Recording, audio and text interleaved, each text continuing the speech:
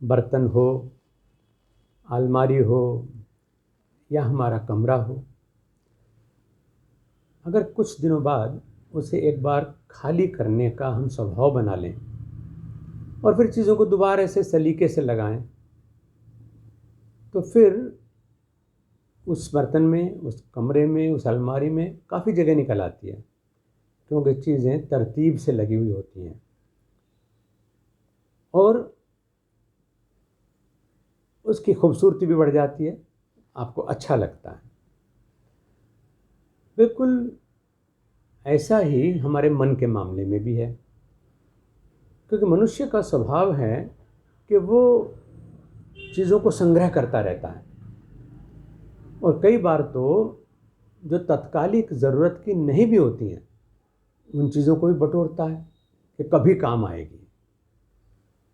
और इस कोशिश में जिस समय चीज़ की ज़रूरत पड़ती है तो उसे ध्यान नहीं आता कि वो कहाँ है भी या नहीं। बस सोचता है कि हाँ शायद मैंने कभी कहीं देखा तो है, और वो संग्रह करना बिल्कुल बेकार हो जाता है।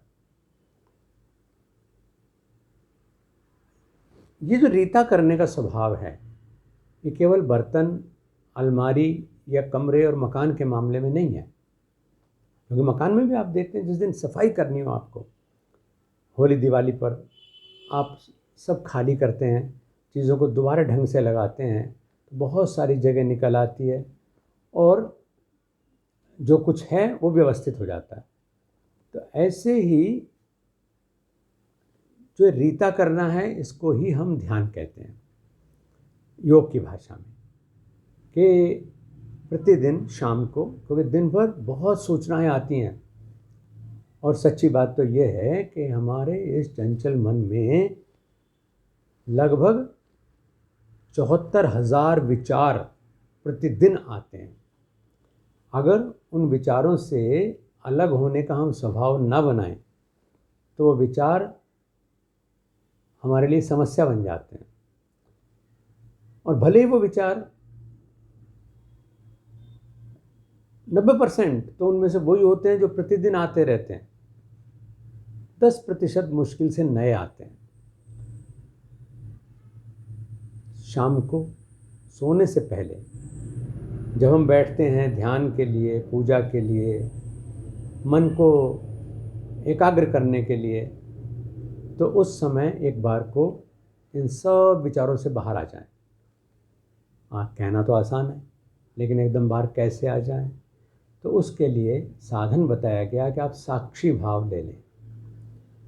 बहुत सहज सी प्रक्रिया है कि हाथ पैर मुंह धो करके थोड़ी देर के लिए बैठें, केवल अपने जो कुछ हो रहा है, जो हमारे विचार हैं, जो रूप हैं, दृश्य हैं, कुछ भी आता है मन में, तो उसके केवल दर्शक बन जाएं, इन्वॉल्वमेंट ना करें उसमें। क्योंकि ये अपने आप में ध्यान की प्रक्रिया है कि आपका शरीर अलग है, आपका मन अलग है, आपकी बुद्धि उससे भी ऊपर अलग है, और आप बिल्कुल अलग हैं। आप मालिक हैं, लेकिन परेशान इसलिए हैं क्योंकि जो नीचे की व्यवस्था है,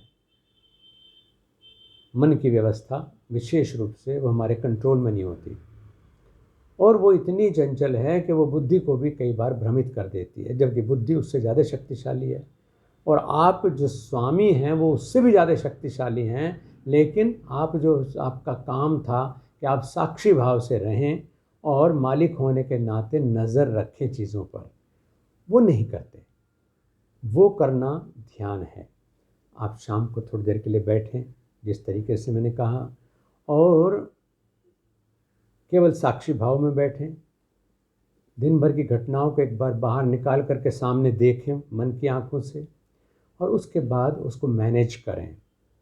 जैसे अलमारी का सामान निकाल के दोबारा से हमने करीने से तह लगा करके जगह बचाते हुए रखा था और स्टोरेज की कैपेसिटी भी उसकी बढ़ गई थी, तो बिल्कुल उसी तरह से आप ध्यान में करते हैं कि जो दिन भर के क्रियाकलाप हैं उनको बाहर निकालना, उसके बाद उनको रीअरेंज करना कि जो काम का है उसको स्थान दे दें और जो काम का नहीं है उसको टल जाने दें। ये बहुत प्यारा तरीका है और स्मरण शक्ति बढ़ाने के ये सर्वोत्तम उपायों में से एक है।